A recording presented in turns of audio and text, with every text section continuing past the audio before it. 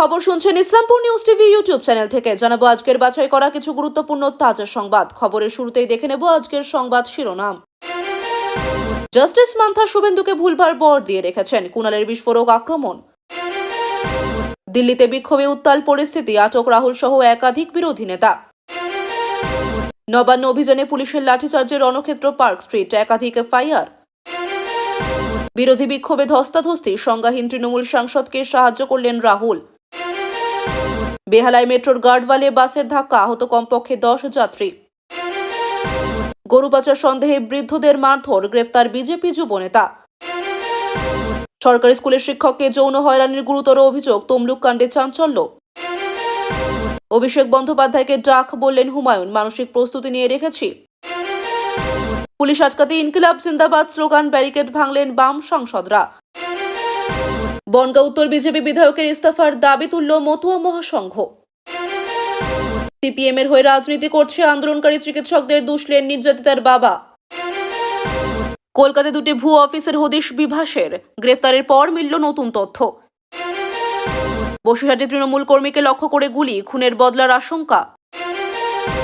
অল্পের জন্য বাঁচল প্রাণ, যাত্রীবাহী বাসের মেট্রো গার্ডওয়ালে ধাক্কা, আহত 10। পাটনায় ক্যান্সার হাসপাতাল গড়বেন শিক্ষক, ছাত্রীর পড়ানোর রাখি ছুঁয়ে প্রতিশ্রুতি। ছেলে ধরা সন্দেহে নিগৃহীত মহিলা, পুলিশের গাড়ির পিছনে ধাওয়া গ্রামবাসীদের। শিলিগুড়িতে আইনজীবীর গাড়িতে ধাক্কা, উত্তেজনায় সিভিকের কলার ধরে টান। অভিষেকের বৈঠকে থাকবেন হুমায়ুন, 15 আগস্ট নতুন দল গঠনের হুঁশিয়ারি বিধায়কের। বারুইপুরে বিজেপি বুথ সভাপতিকে পিটিয়ে খুন, নেপথ্যে কারা? ক্ষমা নেই, অবিলম্বে ফাঁসি চাই, নিমিষার মৃত্যুদণ্ডের দাবিতে ফের আবেদন।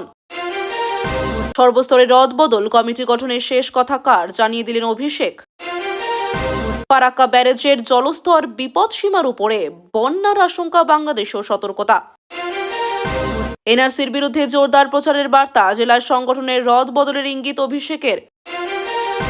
নির্যাতিতার মাকে মারধরের অভিযোগ, মনোজ বর্মার নামে এফআইআর দাবি সুকান্তের। এবার সরাসরি ঢাকায় যাচ্ছে বিএসএফ, অপেক্ষায় বিজেপি কর্তারা। ভয়াবহ ভূমিকম্পে কাঁপল তুরস্ক, নিহত 1, বহু বাড়ি ধ্বংস। বনগাঁর চাঁদপাড়ায় সিএএ ক্যাম্প, রাজনৈতিক জল্পনা তুঙ্গে। ফ্যাসিস্ট ইউনূসকে হঠাতে মুক্তিযুদ্ধের ডাক, 21 দফা দাবি হাসিনার। দক্ষিণের 6 জেলায় বজ্রবিদ্যুৎ সহ বৃষ্টি, উত্তরে অতি ভারী বর্ষণের সতর্কতা। দীঘা মন্দারমণিতে পর্যটকদের ভিড়, হোটেলে নেই খালি রুম। 4 অফিসারকে সাসপেন্ড করল না নবান্ন, তবে ভোটের কাজ থেকে সরালো 2 জনকে। এতক্ষণ শুনছিলেন সংবাদ শিরোনাম। বিস্তারিত খবর শোনানোর পূর্বেই আপনাদের কাছে করব একটি ছোট্ট অনুরোধ। আমাদের চ্যানেলে নতুন হয়ে থাকলে চ্যানেলটি সাবস্ক্রাইব করবেন। আসছে বিস্তারিত খবরে। কলকাতার রাজনীতিতে নতুন করে ঝড় তুলেছে কুণাল ঘোষের সাম্প্রতিক মন্তব্য। তার অভিযোগ, বিচারপতি মান্থা নাকি বিরোধী নেতা শুভেন্দু অধিকারীকে আইনি সুবিধা দিয়ে রেখেছেন।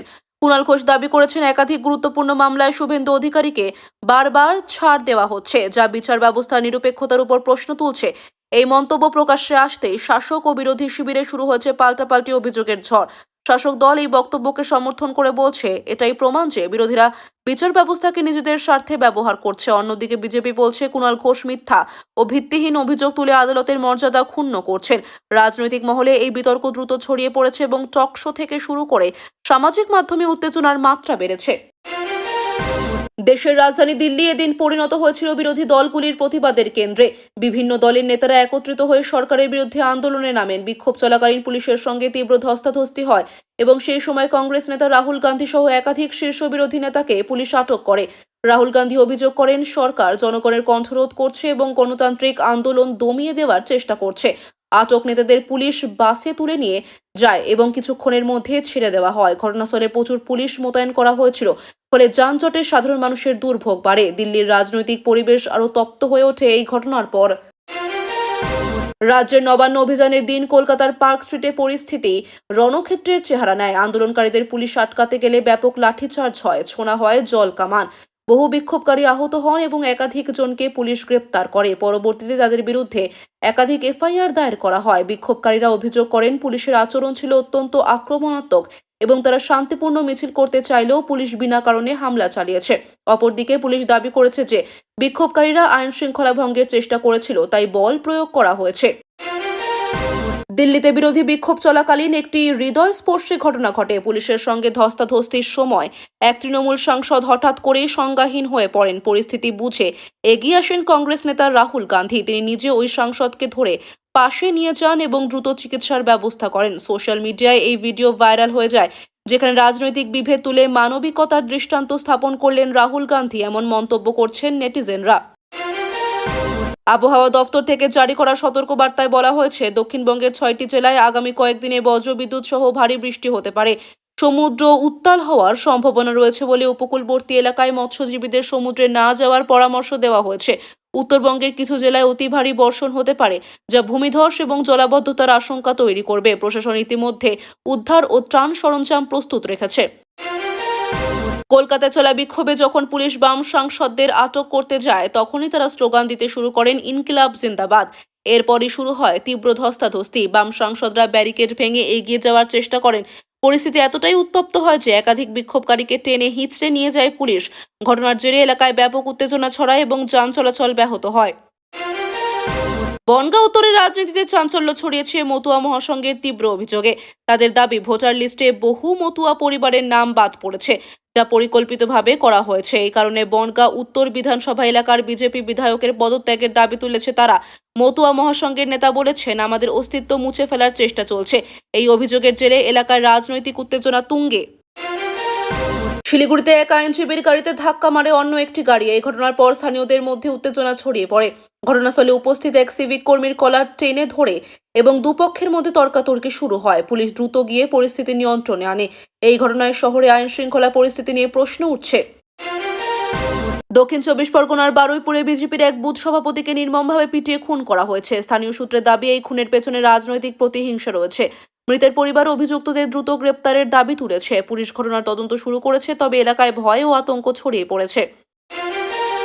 ফারাক্কা ব্যারাজের জলস্তর বিপদসীমা অতিক্রম করেছে। এর ফলে আশেপাশের বিস্তীর্ণ এলাকায় বন্যার আশঙ্কা দেখা দিয়েছে। পরিস্থিতির গুরুত্ব বিবেচনা করে বাংলাদেশকেও আনুষ্ঠানিকভাবে সতর্কবার্তা পাঠানো হয়েছে। স্থানীয় প্রশাসন নদীর ধারে বসবাসকারী মানুষদের নিরাপদ স্থানে সরিয়ে নেওয়ার প্রস্তুতি শুরু করেছে।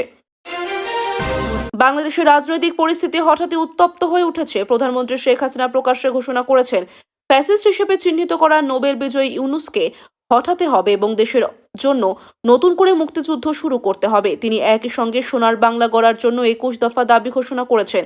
এই ঘোষণার পর দেশ জুড়ে রাজনৈতিক অস্থিরতা বেড়েছে এবং বিরোধী শিবিরের সঙ্গে সংঘাতের আশঙ্কা তৈরি হয়েছে। নবান্ন প্রশাসন 4 জন অফিসারকে সাসপেন্ড করেনি, তবে 2 জনকে ভোটের কাজ থেকে সরিয়ে দেওয়ার সিদ্ধান্ত নিয়েছে এবং এই বিষয়ে নির্বাচন কমিশনকে চিঠি পাঠিয়েছে। রাজনৈতিক মহলে জল্পনা শুরু হয়েছে, কেন হঠাৎ এই পদক্ষেপ নেওয়া হলো এবং এর পেছনে কোনো রাজনৈতিক প্রভাব আছে কিনা।